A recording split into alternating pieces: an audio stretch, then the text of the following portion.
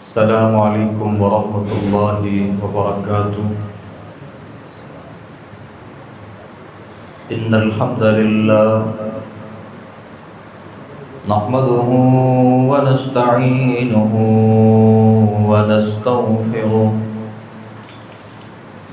व नऊज़ु बिल्लाहि मिन शुरूरि अनफुसिना व मिन सय्यिआति अअमालिना। मन यहदिहिल्लाहु फला मुदिल्ल लहु व मन युद्लिल फला हादिय लहु व अशहदु अन ला इलाहा इल्लल्लाहु वहदहु ला शरीक लहु व अशहदु अन्न मुहम्मदन अब्दुहु व रसूलुहु। या अय्युहल्लज़ीना आमनुत्तक़ुल्लाहा हक़्क़ तुक़ातिही व ला तमूतुन्न इल्ला व अंतुम मुस्लिमून। या अय्युहन्नासु इत्तक़ू रब्बकुमुल्लज़ी ख़लक़कुम मिन नफ्सिन वाहिदह व ख़लक़ मिन्हा ज़ौजहा व बस्स मिन्हुमा रिजालन कसीरन व निसाअ वत्तक़ुल्लाह अल्लज़ी तसाअलून बिही वल अर्हाम इन्नल्लाह कान अलैकुम रक़ीबा।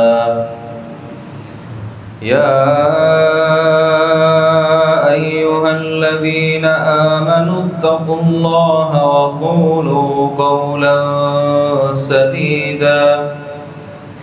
युस्लिह लकुम आमालकुम व यग़फिर लकुम ज़ुनूबकुम व मन युतिइल्लाह व रसूलहु फ़क़द फ़ाज़ फ़ौज़न अज़ीमा। अम्मा बअदु फ़इन्न अस्दक़ल हदीस किताबुल्लाह व अहसनल हदी हदी मुहम्मदिन सल्लल्लाहु अलैहि वसल्लम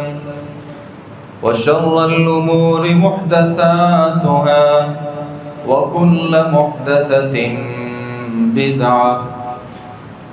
व कुल्ल बिदअतिन ضलालह व कुल्ल ضलालतिन फिन्नार। अऊज़ु बिल्लाहिस समीइल अलीम मिनश शैतानिर रजीम मिन हमज़िही व नफ़्ख़िही व नफ़्थिही। बिस्मिल्लाहिर रहमानिर रहीम। इन्नल्लाहा युहिब्बुत तव्वाबीन व युहिब्बुल मुतत्तहिरीन।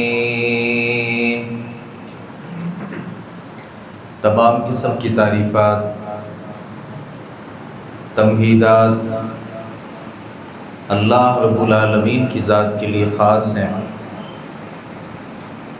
जिस खालिक़ कायनात मालिक कायनात अहकमुल हाकिमीन रब्बुल आलमीन ने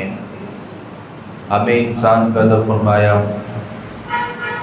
दरूद व सलाम हो नबियों के इमाम पाक बाज़ों के सरदार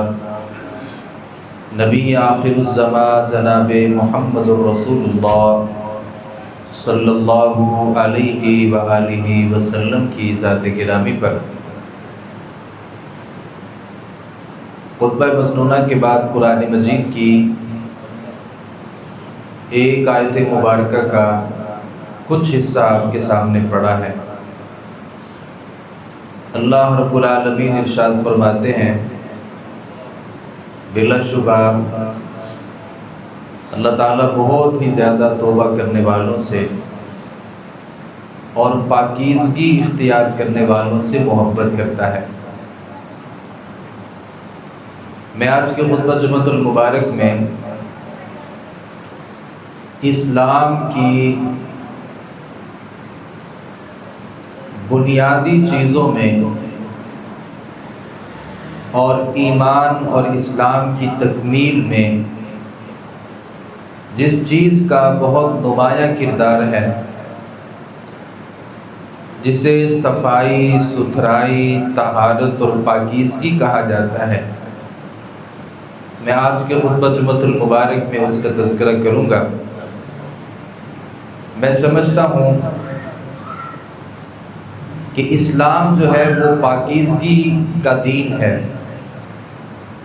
اس میں گندگی نہیں ہے، نجاستیں نہیں ہیں، اور اسلام کے ماننے والے کبھی بھی گندے اور غلیظ اور پلید نجاستوں پر مبنی نہیں ہو سکتے۔ یہ دین بھی بڑا صاف ہے اور اس کو ماننے والے بھی بڑے صاف اور بڑے ستھرے ہونے چاہیے۔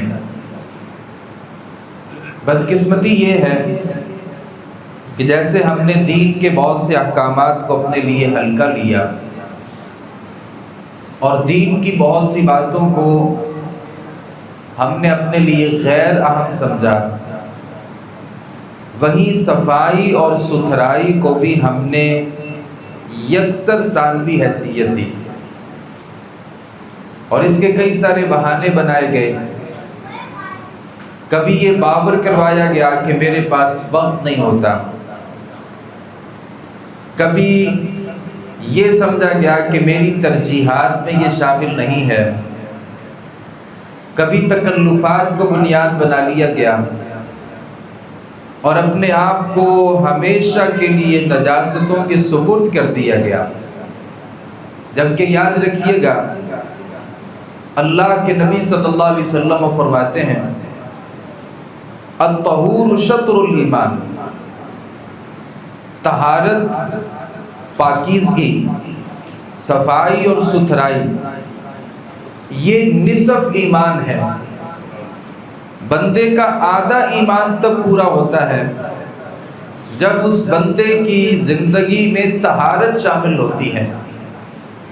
اور یاد رکھیے گا، یہ جو طہارت ہوتی ہے یہ ہماری زندگی کے روز اول سے لے کے آخری دن تک ہماری زندگی میں طہارت شامل ہوتی ہے۔ یعنی بچہ جب پیدا ہوتا ہے اور اسے بہت ہی کچھ دیر کے بعد اس کو غسل دیا جاتا ہے، اب یہ جو غسل دینا ہے یہ طہارت ہے۔ پھر انسان ساری زندگی غسل کرتا ہے، وضو کرتا ہے، تیمم کرتا ہے،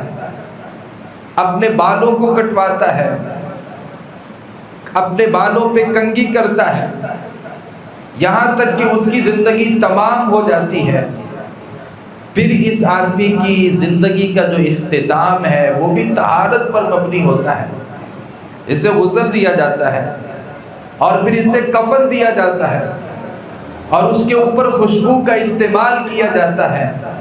ان تمام کی تمام چیزوں کا تعلق طہارت کے ساتھ ہے۔ کوئی بندہ یہ سمجھے کہ میں اپنی زندگی میں طہارت کو، صفائی کو، ستھرائی کو، پاکیزگی کو شامل ہی نہیں کرنا چاہتا تو یہ انسانی فطرت کے خلاف ہے۔ ممکن نہیں ہے کہ کوئی آدمی اس کا کلی طور پر انکار کر دے۔ البتہ ہم میں جو خامی ہے وہ یہ ہے کہ طہارت کو مانتے ہیں، جانتے ہیں، سمجھتے ہیں کہ صفائی ستھرائی دین میں نصف ایمان ہے، اس کے باوجود اس میں کمی ہوتی ہے، اس میں کوتاہی ہوتی ہے اور اس میں لاپرواہی کا مظاہرہ کیا جاتا ہے۔ میں نے مناسب سمجھا کہ آج کے خطبہ جمعۃ المبارک میں اس موضوع کو تازہ کر دیا جائے، جیسے اللہ کے نبی صلی اللہ علیہ وسلم نے نصیحت کی تھی۔ ابو درداء رضی اللہ عنہ فرماتے ہیں اللہ کے نبی صلی اللہ علیہ وسلم فرماتے ہیں انکم قادمون علی اخوانکم، تم اپنے بھائیوں کے پاس آئے ہو، فاصلحوا رحالکم، اپنی سواریوں کی صفائی ستھرائی کرو، ولباسکم، اپنے کپڑوں کو بھی صاف کرو، حتی تکونوا فی الناس کأنکم شامۃ، یہاں تک کہ عام لوگوں میں اور آپ لوگوں میں فرق نظر آنا چاہیے کہ مسلمان کون ہے اور کافر کون ہے۔ مسلمان کی سواری بھی صاف ہوتی ہے، لباس بھی صاف ہوتا ہے۔ میں اس بات کا تذکرہ نہیں کرنا چاہتا، ایک انسان کی ظاہری صفائی ہوتی ہے، ایک باطنی صفائی ہوتی ہے۔ ظاہری صفائی ہمارے سامنے ہوتی ہے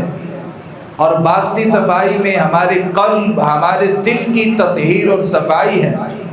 جس میں حسد نہیں ہونا چاہیے، بغض نہیں ہونا چاہیے، کینہ نہیں ہونا چاہیے، بھائی کے بارے میں نفرت بھرے جذبات نہیں ہونے چاہیے، اللہ کی نافرمانیوں کی محبت نہیں ہونی چاہیے، شیطان سے وابستگی نہیں ہونی چاہیے، دین سے، دین اسلام کے احکام اور شعائر کی نفرت نہیں ہونی چاہیے۔ یہ انسان کی باطنی طہارت ہے، لیکن ظاہری طہارت میں دین اسلام نے ہماری ساری زندگی کو طہارت کے گرد، ساری زندگی کے ارد گرد طہارت کو جمع کر دیا ہے۔ انسان کی ساری زندگی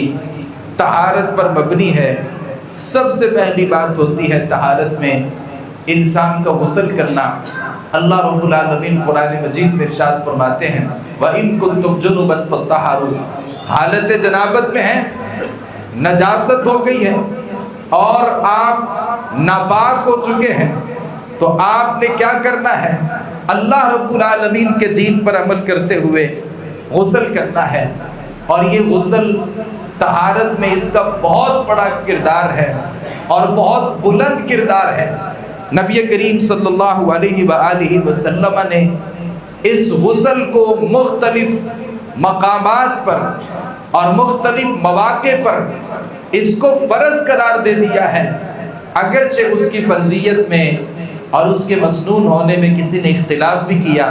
لیکن نبی کریم صلی اللہ علیہ وآلہ وسلم نے ارشاد فرمایا اذا جاء احدکم الجمعہ فلیغتسل، جب بھی تم میں سے کوئی بندہ جمعہ پڑھنے کے لیے آئے گا، اس آدمی کے لیے ضروری ہے کہ وہ غسل کرے۔ اور نبی صلی اللہ علیہ وسلم نے فرمایا غسل یوم الجمعۃ واجب علی کل محتلم، اللہ نے ہر بالغ شخص پر جمعہ کے غسل کو فرض قرار دے دیا ہے۔ اور اس کی وجہ یہ تھی کہ کچھ صحابہ کرام ایسے تھے جو دور دراز رہتے تھے، عوالِ المدینہ میں شامل تھے، اور مسجد نبوی میں بھاگ کر کے، دوڑ کر کے نبی کریم صلی اللہ علیہ وآلہ وسلم کے خطبہ جمعہ کے اجتماع میں شریک ہوتے، اور جب وہ بھاگ کر کے آتے تھے پسینہ ان کے جسموں سے ٹپک رہا ہوتا تھا، اور پسینے کی وجہ سے گندی بدبو ان سے آ رہی ہوتی تھی، تو نبی کریم صلی اللہ علیہ وآلہ وسلم نے طہارت کو مد نظر رکھا، آپ نے صفائی ستھرائی کو مد نظر رکھتے ہوئے کہا اذا جاء احدکم الجمعہ فلیغتسل، جو بندہ بھی جمعہ پڑھنے کے لیے آئے اسے چاہیے کہ وہ غسل کرے۔ اور یہ غسل جیسا کہ میں نے ذکر کیا زندگی کی ابتدا میں بھی ہے اور ہر جنابت کے بعد بھی ہے، ہر ہفتے بھی اس کو فرض کیا گیا ہے، اور عیدین کے موقع پر بھی اس کو فرض کیا گیا ہے۔ اور اسی طریقے سے انسان جب اس دنیا سے جاتا ہے اور اسے اللہ رب العالمین کے لیے ہم اس دنیا سے رخصت کر دیتے ہیں،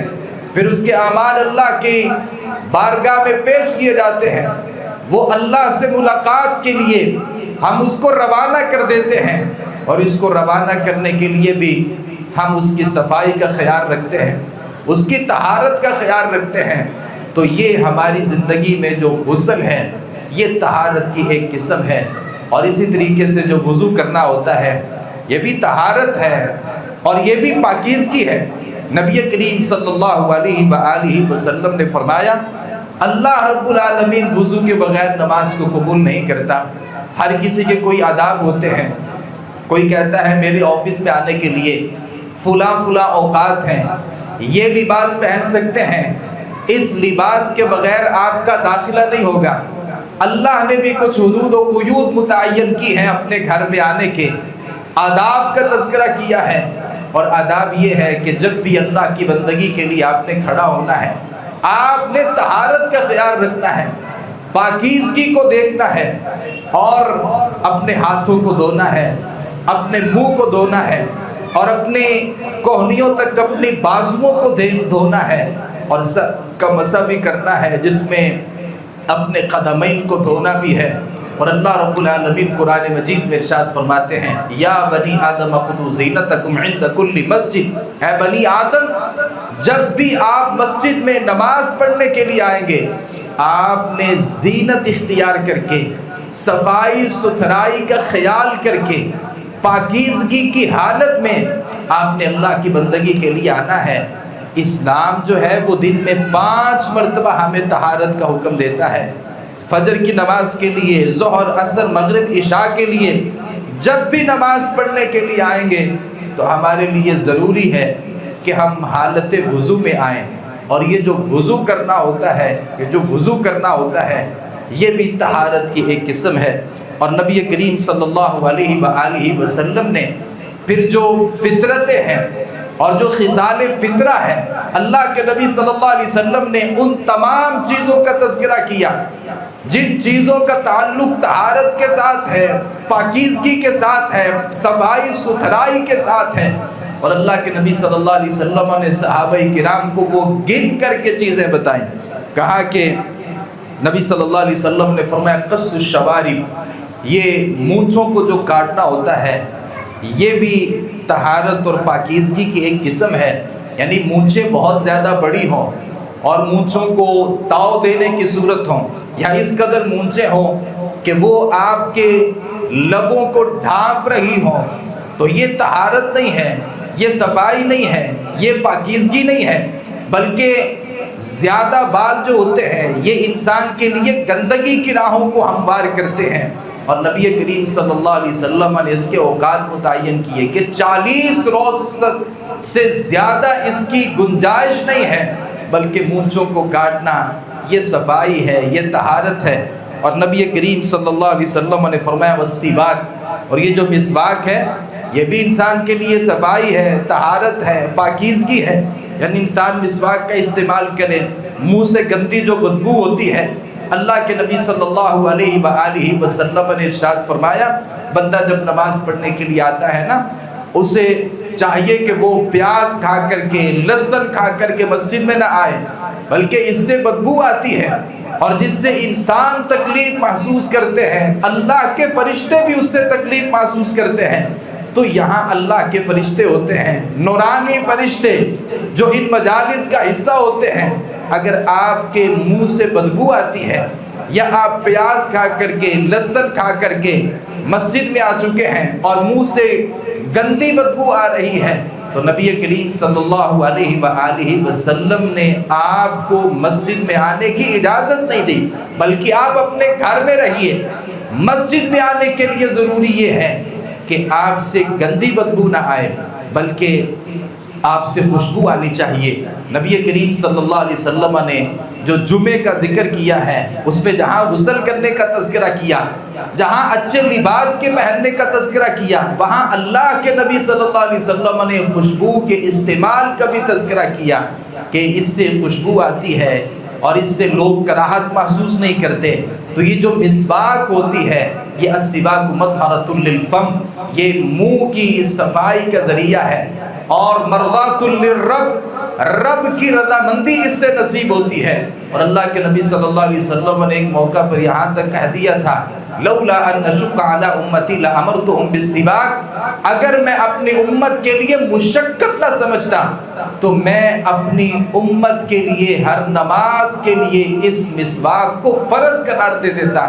اور میں یہ سمجھتا ہوں کہ یہ امت کے لیے مشکل ہے. اللہ کے نبی صلی اللہ علیہ وسلم مسواک کا بڑا اہتمام کرتے، اور اللہ کے نبی صلی اللہ علیہ وسلم جب بھی نماز پڑھنے کے لیے کھڑے ہوتے، روایات میں آتا ہے کہ مسواک کا استعمال ہوتا، گھر داخل ہوتے سب سے پہلے جس چیز کی ابتدا کرتے تھے اللہ کے نبی صلی اللہ علیہ وسلم گھر جانے کے بعد وہ مسواک کا استعمال ہوتا تھا۔ جیسے آپ گھر میں تشریف لے جاتے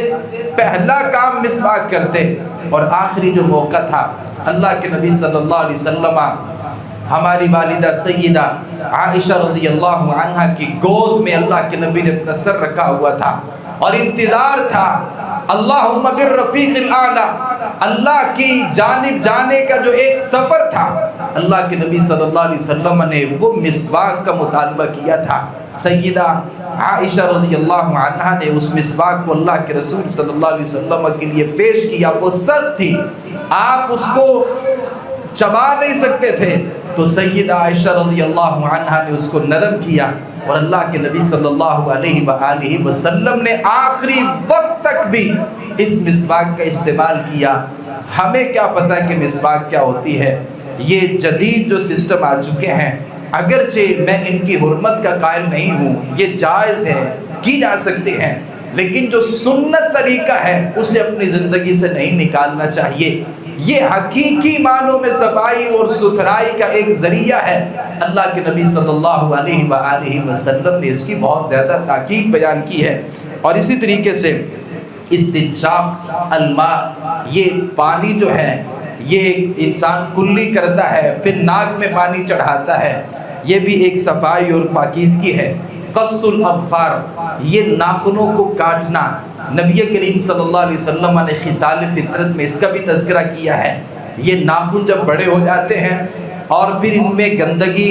جمع ہو جاتی ہے، پھر انہی ہاتھوں سے ہم نے کھانا بھی کھانا ہوتا ہے اور پینے میں انہی ہاتھوں کو استعمال کیا جاتا ہے۔ ہاتھ جب گندے ہوں گے تو پھر جراثیم بھی ہوں گے، بیماریاں بھی پھیلیں گی، تو اللہ کے نبی صلی اللہ علیہ وسلم نے قبل از وقت اس کی نشاندہی کی اور کہا کہ ان ناخنوں کو کاٹنا ہے۔ یہ ناخن درندوں جیسے ناخن نہیں ہونے چاہیے۔ ہمارے ہاں رواج پیدا ہو گیا بڑے ناخن رکھنے کا، اور یہ مردوں میں تو کسی حد تک کم ہے، البتہ خواتین نے اس کو اپنے لیے فیشن بنا لیا اور ان کے اوپر پالش لگانے کے لیے کوشش کرتی ہیں کہ جس قدر بڑے سے بڑے ناخن ہوں۔ یہ بڑے ناخن ہونا کسی انسان کی علامت تو نہیں ہو سکتی۔ ہم نے جو دیکھا ہے وہ درندے ہوتے ہیں جن کے بڑے بڑے ناخن ہوتے ہیں، اسلام ان کی اجازت نہیں دیتا، کہ نبی کریم صلی اللہ علیہ وآلہ وسلم نے فطرت میں، یعنی انسان کی جو فطرت ہے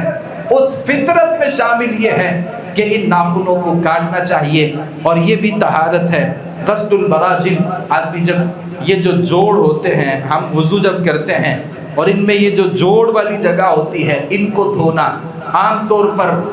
یہ خشک رہ جاتی ہے اور بطور خاص ان کو دھونا، نبی کریم صلی اللہ علیہ وآلہ وسلم نے اس کا بھی تذکرہ کیا ہے۔ نطف الابل، یہ جو بغلوں کے بال ہوتے ہیں اس کو اکھاڑنا، بعض لوگوں نے سمجھا کہ ان کو مونڈنا، یعنی سیفٹی کے ساتھ بلیڈ کے ساتھ اس کو مونڈ لیا جاتا ہے، تو یہ اصل نہیں ہے۔ نبی کریم صلی اللہ علیہ وآلہ وسلم نے جو طریقہ ذکر کیا ہے وہ نطف الابل، بغلوں کے بالوں کو اکھیڑنا، تاکہ وقت کے ساتھ ساتھ یہ بال یا تو بہت کم ہو جائیں یا ختم ہو جائیں۔ ہم مسلمان ہیں اور اللہ کا شکر ہے ہمارا جو دین ہے وہ ہمارے لیے تمام کی تمام باتوں کی وضاحت کرتا ہے۔ ہم سکھوں جیسے نہیں ہیں کہ بالوں کو بڑھا لیا جائے، ہم اللہ کی توفیق سے مسلمان ہیں، اور مسلمان ہونے کے ناطے ہم قرآن اور حدیث کو تسلیم کرتے ہیں، فالو کرتے ہیں، اپنی زندگی میں جگہ دیتے ہیں۔ تو اللہ کے نبی صلی اللہ علیہ وسلم نے بغلوں کے بالوں کو اکھیڑنے، حلق العانہ جو زیر ناف بال ہوتے ہیں جسے ضرورت سے زائد بال کہہ دیا جاتا ہے، یہ بھی تو ایک طہارت ہے اور یہ بھی ایک صفائی ہے۔ اللہ کے نبی صلی اللہ علیہ وآلہ وسلم نے ان کا بھی حکم دیا ہے۔ تو یہ جو ظاہراً نظر آنے والی طہارتیں ہیں، یعنی اپنے منہ کو دھونا اور پھر اس میں صابن کا استعمال کرنا، بالوں کو کنگھی کرنا، اس کو تیل لگانا، جیسے یہ بہت زیادہ ہماری زندگی میں ضروری چیزیں ہیں، ویسے ہی وہ طہارت جو ہمیں نظر نہیں آتی اس کا خیال رکھنا بھی بہت زیادہ ضروری ہے، اور یہ دین ہے، اس میں کوئی شرم والی بات نہیں ہے۔ اللہ کے نبی صلی اللہ علیہ وآلہ وسلم نے اس بات کا تذکرہ کیا حلق العانہ، جو زیر ناف بال ہوتے ہیں ان کو کاٹنا، یہ بھی ایک طہارت ہے اور یہ بھی صفائی ہے۔ اور نبی صلی اللہ علیہ وآلہ وسلم نے کنگھی کا تذکرہ کیا، من کان لہ شعر، اور آپ صلی اللہ علیہ وسلم نے فرمایا جس کے بال ہیں نا فلیکرم، اس بندے کو چاہیے اپنے بالوں کا خیال رکھے،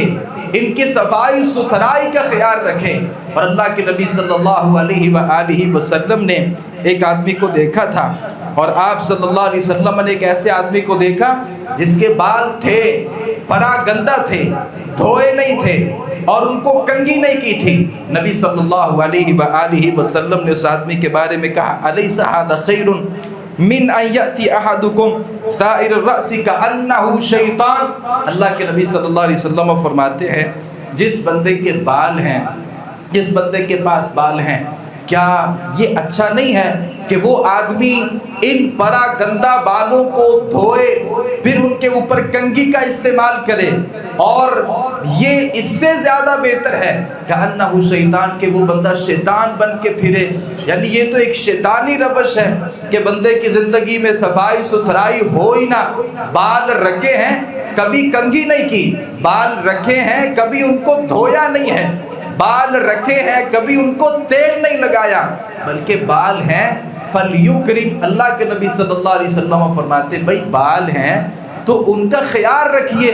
اور ان کو کنگھی کر کے رکھیے، اور ان کی صفائی ستھرائی کا آپ کو خیال ہونا چاہیے۔ کہیں ایسا تو نہیں ہے کہ میرے بال بھی ہیں اور میں ان کا اچھا خیال نہیں رکھتا۔ تو اللہ کے نبی صلی اللہ علیہ وسلم نے کہا کأنہ شیطان، گویا کہ وہ بندہ شیطان بن کے پھر رہا ہوتا ہے، اس کے بال ہوتے ہیں لیکن وہ ان کا اچھا استعمال نہیں کرتا بلکہ ان کا خیال نہیں رکھتا۔ یہاں اس کا یہ قطعاً مطلب نہیں ہے کہ ہر وقت بندہ بالوں میں ہی الجھا رہے اور ہر وقت بالوں کے خیال میں ہی پڑا رہے، اور زیادہ بال رکھ کر کے، زیادہ بناؤ سنگار کر کے انسان تکبر میں مبتلا ہو جائے، یہ اس کا مطلب نہیں ہے۔ نبی کریم صلی اللہ علیہ وسلم نے بالوں کی تکریم کا حکم دیا ہے۔ پھر ہم جو لباس پہنتے ہیں اس لباس کا خیال رکھنا یہ بھی بہت زیادہ ضروری ہے۔ اللہ تعالیٰ قرآن مجید میں ارشاد فرماتے ہیں یا بنی آدم خذوا زینتکم عند کل مسجد، نماز پڑھنے کے لیے جانا ہے، اپنی زینت کا اظہار کرنا ہے، اپنے اچھے کپڑے پہننے ہیں، اور اللہ رب العالمین اس بات کو پسند کرتا ہے۔ اللہ نے کسی کو نعمت دی اور کسی کے پاس پیسے ہیں، وہ اچھے کپڑے خرید سکتا ہے، اس کے لیے ضروری ہے کہ وہ اچھے کپڑے پہنے، اور اللہ نے جو نعمتیں دی ہیں اچھے کپڑے پہن کر کے، اچھی سواری کے ساتھ، اچھے گھر کے ساتھ، اچھے رہن سہن کے ساتھ اس کا اظہار کرے، اللہ رب العالمین کو یہ باتیں پسند ہیں۔ ایک بندے کے پاس پیسے بھی بہت زیادہ ہیں، مال و دولت بہت زیادہ ہے، لیکن وہ ساری زندگی ایسے گزار دیتا ہے کہ جیسے اس کے پاس کوئی چیز نہیں ہے، اور اس نے اپنا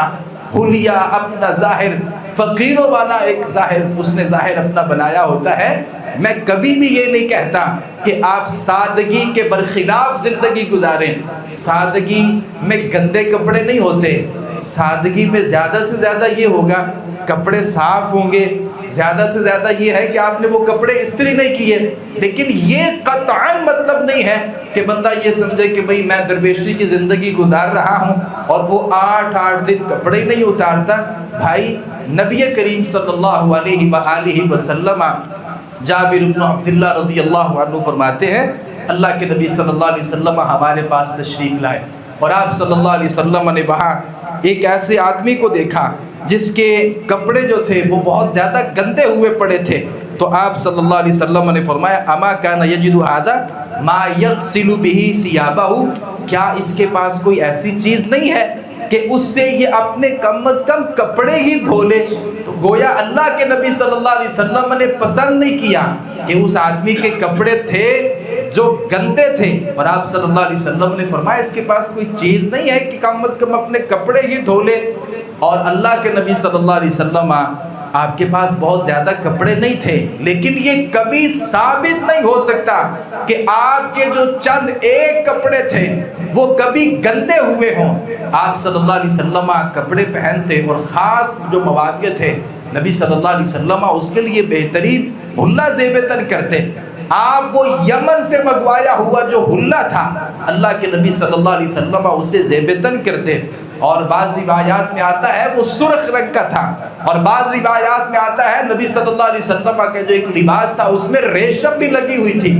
گویا کہ سارے کپڑے ریشم کے نہیں ہو سکتے، اللہ رب العالمین نے مردوں کے لیے حرام کر دی ہے، لیکن کپڑوں میں تھوڑی سی جو آمیزش ہے وہ ریشم کی نبی کریم صلی اللہ علیہ وسلم کے کپڑوں میں تھی۔ اس کا مطلب یہ کہ ریشم جو ہے وہ مہنگا ترین لباس ہے، اللہ کے نبی صلی اللہ علیہ وسلم کے لباس میں کسی حد تک وہ موجود تھی، تو اچھا کپڑا پہننا۔ ایک صحابی نے سوال کیا تھا نا، اللہ کے رسول یہ تکبر تو نہیں ہے؟ نبی صلی اللہ علیہ وسلم نے فرمایا تکبر یہ نہیں ہے، تکبر یہ ہے الکبر بطر الحق، تکبر یہ ہے کہ بندہ حق کو جھٹلا دے، وغمط الناس، اور لوگوں کو حقیر سمجھنا شروع کر دے۔ ویسے اللہ رب العالمین کا قانون کیا ہے؟ ان اللہ جمیل یحب الجمال، اللہ خوبصورت ہے اور اللہ خوبصورتی کو پسند کرتا ہے، اور یہ جو خوبصورتی ہے یہ طہارت کے ساتھ ہے، اور یہ جو خوبصورتی ہے یہ پاکیزگی کے ساتھ ہے، یہ جو خوبصورتی ہے یہ صفائی ستھرائی کے ساتھ ہے۔ اللہ رب العالمین ایسے لوگوں کو پسند نہیں کرتا جو گندے ہوتے ہیں، جن کے پاس نجاستیں ہوتی ہیں، جن کے پاس بیٹھنے کو دل نہیں کرتا۔ اور نبی کریم صلی اللہ علیہ وسلم نے اس آدمی کا تذکرہ کیا جسے قبر میں عذاب دیا جا رہا تھا، اور آپ صلی اللہ علیہ وسلم نے فرمایا جو آدمی ہے نا، اس کو عذاب دینے کی وجہ کیا ہے؟ یہ اپنے پیشاب کی چینٹوں سے نہیں بچتا تھا، اپنے کپڑوں پر نجاستیں، اس کے کپڑوں پر نجاست لگی ہوتی تھی اور یہ کپڑوں کو دھوتا بھی نہیں تھا اور اسی طریقے سے انہیں پہنے رکھتا تھا۔ تو اس کا مطلب یہ ہے کہ اگر ہمارے کپڑوں کو نجاست لگ جاتی ہے،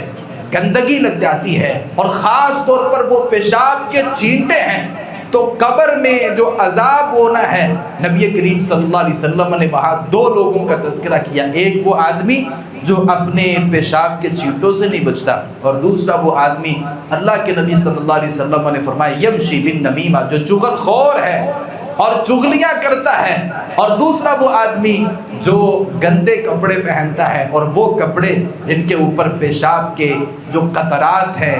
نجاستیں لگی ہوتی ہیں۔ تو اس کا مطلب یہ ہے کہ ہمیں اپنے کپڑوں کو صاف رکھنا یہ بہت زیادہ ضروری ہے۔ میں یہ نہیں کہتا کہ آپ کے پاس درجنوں سوٹ ہونے چاہیے، لیکن یہ ضرور مطالبہ کرتا ہوں کہ چند سوٹ بھی ہیں تو اگر آپ کو ضرورت پڑتی ہے کہ ہر دن ان کو تبدیل کرنا پڑے تو اس میں کوئی ایسی بات نہیں ہے کہ جو خاص جو دن ہوتے ہیں جن میں بہت زیادہ حبس ہوتا ہے اور بہت زیادہ پسینے کی صورت ہوتی ہے، اس صورت میں ہمارے کپڑے گدلے ہو جاتے ہیں، گندے ہو جاتے ہیں، تو اس صورت میں روزانہ کپڑوں کو استعمال کر لینے میں کوئی حرج نہیں ہے۔ تو کپڑے جو صاف رکھنا ہے یہ بھی صفائی ہے اور یہ ستھرائی ہے۔ نبی کریم صلی اللہ علیہ وآلہ وسلم نے ان برتنوں کا تذکرہ کیا جن برتنوں میں ہم نے کھانا ہے۔ آپ صلی اللہ علیہ وسلم نے فرمایا اذا استيقظ احدكم من نومه، جب تم میں سے کوئی آدمی اپنی نیند سے بیدار ہوتا ہے، فَلْيَغْسِلْ ثَلَاثًا، وہ اپنے ہاتھوں کو 3 مرتبہ دھوئے گا قبل اس کے کہ وہ اپنے ہاتھ برتن میں ڈال دے۔ یعنی برتن اسے نہیں پتا فَأَيْنَ بَاتَتْ يَدُهُ، اس کے ہاتھ نے رات کہاں گزاری ہے۔ ایک بندہ رات سویا اور وہ صبح اٹھا اور اٹھتے ہی اس نے اپنے ہاتھ برتن میں ڈال دیے، اللہ کے نبی صلی اللہ علیہ وسلم نے اجازت نہیں دی۔ آپ صلی اللہ علیہ وسلم نے فرمایا وہ نہیں جانتا کہ اس کا ہاتھ رات کہاں تھا، اس کے ہاتھ نے رات کہاں گزاری ہے۔ ممکن ہے کہ اس کے ہاتھ نے خارش کرتے ہوئے کسی ایسی جگہ پر پہنچ گیا جس سے انسان کا وضو بھی ٹوٹ جاتا ہے اور ہاتھ گندا ہو جاتا ہے۔ نبی صلی اللہ علیہ وسلم نے فرمایا فَلْيَغْسِلْ ثَلَاثًا، وہ 3 مرتبہ اس کو دھوئے گا، دھونے کے بعد اس برتن میں وہ جو کھانا ہے وہ تناول کر سکتا ہے۔ اور پانی کی حفاظت فرمائی۔ لا یبولن احدکم فی الماء الدائم، کوئی بندہ بھی کھڑے ہوئے پانی میں پیشاب نہ کرے، یعنی کھڑا پانی ہے الذی لا یجری، جو پانی جاری نہیں ہے، آدمی اس میں پیشاب کر دیتا ہے، تو یہ جو پیشاب کرنا ہے یہ جائز نہیں ہے۔ یہ جو سوئمنگ پول ہوتے ہیں بعض ایسے چھوٹے چھوٹے اور بعض ایسی جگہ جو ہوز بنا رکھے ہوتے ہیں، یہاں پہ جو پیشاب کرنا ہے نبی کریم صلی اللہ علیہ وسلم نے اس کی اجازت نہیں دی، کیونکہ لوگ جب اس پانی کو استعمال کریں گے وہ پانی تو نجاستوں پر مبنی ہوگا۔ تو اللہ کے نبی صلی اللہ علیہ وسلم نے ہاتھوں کا بھی خیال رکھا، آپ نے برتنوں کا بھی خیال رکھا، اور اللہ کے نبی صلی اللہ علیہ وسلم نے اس پانی کا بھی خیال رکھا جس پانی کو ہم نے استعمال کرنا ہے۔ تو گویا ہماری ساری جو زندگی ہے وہ طہارتوں پر مبنی ہے۔ یہ جو ہمارے گھر ہوتے ہیں اور پھر ہمارے جو گلیاں محلے ہوتے ہیں، جو ہمارے علاقے ہوتے ہیں، ان کی صفائی کرنا بھی بہت زیادہ ضروری ہے۔ نبی کریم صلی اللہ علیہ وسلم نے فرمایا اتقوا الملاعن الثلاثہ، 3 لعنت کرنے والی چیزوں سے بچو، اور ان 3 لعنت کرنے والی چیزوں میں ایک چیز کا تذکرہ نبی صلی اللہ علیہ وسلم نے فرمایا کہ جو قاریعۃ الطریق ہوتے ہیں نا، لوگوں کی گزرگاہیں جو ہوتی ہیں، یہ ہمارے محلوں کی جو گلیاں ہوتی ہیں، آپ صلی اللہ علیہ وسلم نے فرمایا کوئی بندہ وہاں پہ بول و براز کر دے، کوئی پیشاب کر دے، اور ہر گزرنے والا اس سے تکلیف کو محسوس کرتا ہے،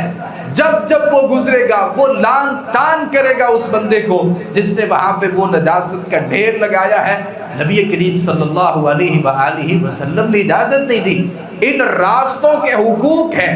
اور بہت سے لوگوں کو ہم نے دیکھا، آپ بھی جانتے ہیں، یہ محض جو باتیں میں کر رہا ہوں وہ اپنے تزکیہ کے لیے، اصلاح کے لیے کر رہا ہوں۔ کوئی آدمی اپنے سارے گھر کی صفائی کرتا ہے، پھر سارے گھر کی صفائی کر کے جو کچرا ہوتا ہے وہ اپنے گھر کے سامنے نہیں بلکہ ساتھ والے گھر کے سامنے وہ ڈھیر لگا دیتا ہے۔ اب وہ کچرا تو اس کے گھر کا نہیں تھا۔ اللہ کے نبی صلی اللہ علیہ وسلم نے کیا فرمایا؟ واللہ لا یؤمن، اللہ کی قسم وہ آدمی مومن نہیں ہے۔ اور آپ نے دوسری مرتبہ فرمایا واللہ لا یؤمن، اللہ کی قسم وہ بندہ مومن نہیں ہے۔ اور آپ نے سبارہ اس بات کا تذکرہ کیا واللہ لا یؤمن، اللہ کی قسم وہ بندہ مومن نہیں ہو سکتا۔ اور صحابہ کرام نے سوال کیا ہوگا اللہ کے نبی کون مومن نہیں ہے جس کے لیے آپ 3 مرتبہ اس بات کا تذکرہ کر رہے ہیں؟ اللہ کی قسم ہے کہ وہ بندہ مومن نہیں ہے۔ اور آپ صلی اللہ علیہ وسلم نے فرمایا جس کی شرارتوں سے اس کا پڑوسی محفوظ نہیں ہے۔ اگر میری گندگی سے میرا پڑوسی محفوظ نہیں ہے اور میری نجاستوں کے ڈھیر لگانے سے میرا پڑوسی محفوظ نہیں ہے، اور میں اپنے گھر کا کوڑا جو کچرا ہے وہ اس کے گھر کے سامنے بکھیر دیتا ہوں اور غلاظتیں وہاں پہ ڈھیر کر دیتا ہوں، تو میری نمازیں مجھے کیا کہتی ہیں، میرے روزے مجھے کیا کہتے ہیں؟ اسلام طہارت کا نام ہے، پاکیزگی کا نام ہے، صفائی ستھرائی کا نام ہے۔ نبی کریم صلی اللہ علیہ وآلہ وسلم نے اس بات کی اجازت نہیں دی کہ آپ اپنے ان راستوں کو بھی گندا کریں۔ یہ اللہ کا گھر ہے، مسجد جہاں آپ نماز پڑھنے کے لیے تشریف لائے ہیں، اس مسجد کو صاف رکھنا بھی بہت زیادہ میری آپ کی بہت بڑی ذمہ داری ہے۔ اللہ رب العالمین نے جب حکم دیا تھا جناب ابراہیم علیہ السلام کو، اسماعیل علیہ السلام کو کہ وہ اللہ کے اس گھر کو تعمیر کریں جسے البیت العتیق کہا جاتا ہے، یعنی بیت العتیق سے مراد وہ قبلہ ہے جو کعبۃ اللہ ہے، مسجد حرام ہے۔ اللہ رب العالمین نے دونوں کی ذمہ داری کیا لگائی تھی کہ آپ، اللہ رب العالمین نے فرمایا ان طہر بیتی للطائفین، کہ میرے اس گھر کو آپ دونوں نے صاف رکھنا ہے، میرے اس گھر کو آپ دونوں نے صاف رکھنا ہے، طواف کرنے والوں کے لیے، رکوع کرنے والوں کے لیے، اور یہاں پہ اعتکاف بیٹھنے والوں کے لیے، نمازیں پڑھنے والوں کے لیے، اور حج اور عمرہ کرنے والوں کے لیے آپ نے میرے اس گھر کو صاف رکھنا ہے۔ تو گویا اللہ نے اپنے گھر کی جو تطہیر ہے اس کی ذمہ داری کس کو دی؟ 2 بڑے انبیاء علیہ السلام کو، ابراہیم علیہ السلام اور اسماعیل، اور اللہ نے دونوں کی ذمہ داری لگائی ان طہرا بیتیا، میرے اس گھر کو آپ نے صاف رکھنا ہے۔ تو آپ کا اپنا گھر ہو، آپ کا اپنا محلہ ہو، اور آپ کی وہ مسجد جہاں آپ نماز پڑھتے ہیں اس کی طہارت کا خیال رکھنا، اس کی صفائی کا خیال رکھنا، یہ بہت زیادہ ضروری ہے۔ اور نبی کریم صلی اللہ علیہ وسلم نے اس حد تک اس مسجد کا احترام اور اس کی صفائی کا خیال رکھا ہے۔ سنن ابی داؤد میں روایت ہے، ایک بندہ تھا، اس نے جو اپنے منہ میں غلاظت، بسا اوقات ناک کی غلاظت شامل ہو جاتی ہے، وہ قبل رخ وہ تھوک پھینک دیا، اور نبی کریم صلی اللہ علیہ وسلم نے اس کے بارے میں پوچھا اور بتایا گیا کہ یہ امام ہے۔ آپ صلی اللہ علیہ وسلم نے اس کو امامت سے معزول کر دیا، آپ صلی اللہ علیہ وسلم نے اس کو امامت سے معزول کر دیا اور کہا کہ یہ اس گھر کا، اللہ کے گھر کا امام نہیں ہو سکتا۔ تو اس کا مطلب یہ ہے کہ بھائی وہ کچی مسجدیں ہوتی تھیں، اس طریقے سے یہ قالین اور یہ کارپیٹ نہیں ہوتے تھے۔ آپ صلی اللہ علیہ وسلم نے فرمایا کوئی بندہ مسجد میں تھوک پھینک دیتا ہے، اس زمانے میں نہیں، اس زمانے جب یہ کچے فرش ہوتے تھے تو اس کا کفارہ کیا ہے؟ آدمی اس کو دفن کر دے، وگرنہ اس کی اجازت نہیں ہے۔ اور آپ صلی اللہ علیہ وسلم نے اس عورت کے ساتھ ایک کمال شفقت اور محبت کا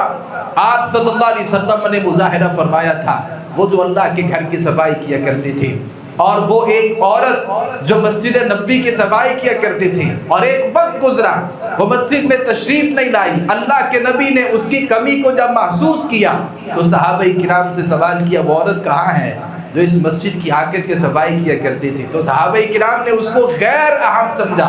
اور صحابہ کرام نے اللہ کے رسول کو سمجھا کہ تکلیف دینا ضروری نہیں ہے۔ آپ صحابہ کرام نے اس عورت کی خود ہی نماز جنازہ پڑھ کے اس کو دفن کر دیا۔ اللہ کے نبی صلی اللہ علیہ وسلم کو یہ بات اچھی نہیں لگی کہ ایک عورت جو خادمہ ہے، جو اللہ کے گھر کی صفائی کرتی ہے، آپ نے اس کو مجھے بتائے بغیر اس کی نماز جنازہ پڑھ کے اس کو دفن کر دیا۔ آپ صلی اللہ علیہ وسلم نے صحابہ کرام سے کہا مجھے اس عورت کی قبر پر لے جاؤ، اور صحابہ کرام اللہ کے رسول کو وہاں لے کر گئے۔ آپ وہاں کھڑے ہوئے، آپ نے اس کے لیے ہاتھ اٹھائے، نماز جنازہ کا اہتمام کیا، اس کے لیے دعائیں کی۔ یہ عورت کوئی بہت بڑی خاتون نہیں تھی، بلکہ بہت بڑی بات کیا تھی کہ وہ اللہ کے گھر کی صفائی ستھرائی کا خیال رکھتی تھی۔ تو میں گزارش کروں گا، مجھے اپنی زندگی میں صفائی کو شامل کرنا ہے، طہارت کو شامل کرنا ہے، اور یہ صفائی ستھرائی اس کا تعلق اگر میرے جسم کے ساتھ ہے پھر بھی اس میں طہارت ہونی چاہیے، اگر اس کا تعلق میرے گھر کے ساتھ ہے پھر بھی اس کا خیال ہونا چاہیے، اور اگر اس کا تعلق میرے دل کے ساتھ ہے پھر بھی اس کی صفائی ہونی چاہیے، اور اگر اس کا تعلق میرے محلے کے ساتھ ہے اور میرے ماحول کے ساتھ ہے اور اس کا تعلق میرے معاشرے کے ساتھ ہے پھر بھی مجھے اس کا خیال رکھنا چاہیے۔ یہ ساری طہارت اگر میری زندگی میں جمع ہوگی، آپ سمجھ لیجئے کہ اللہ نے آدھے ایمان کو آپ کے دل میں جمع کر دیا، جیسا کہ اللہ کے نبی صلی اللہ علیہ وسلم نے فرمایا طہور شطر الایمان، یہ جو نصف ایمان ہے نا، یہ جب طہارت کامل ہوگی اللہ نصف ایمان آپ کو دے دے گا، باقی ایمان کے لیے پھر کوششیں کرنا پڑے گی۔ اللہ تعالیٰ سے دعا ہے صحیح معنوں میں کتاب و سنت کو سمجھنے، اس پر عمل پیرا ہونے کی توفیق عطا فرمائے۔ وما علینا الا البلاغ المبین۔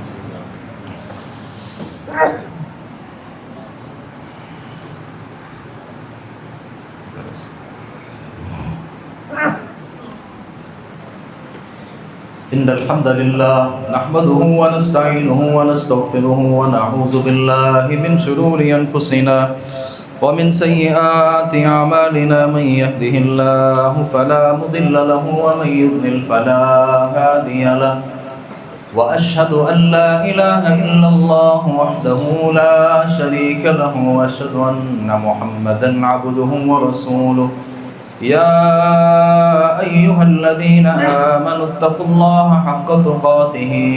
ولا تموتن إلا وأنتم مسلمون۔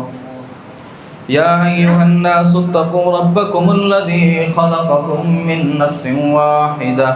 وخلق منها زوجها وبث منهما رجالا كثيرا ونساء،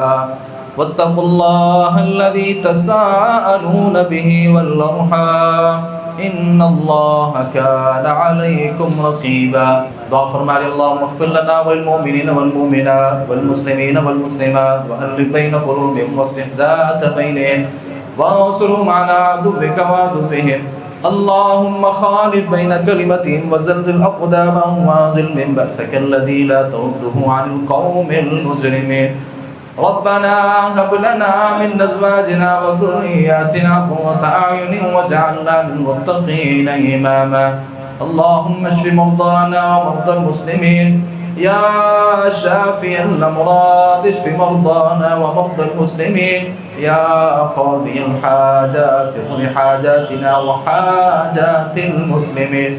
سبحان ربك رب العزة عما يصفون وسلام على المرسلين والحمد لله رب العالمين.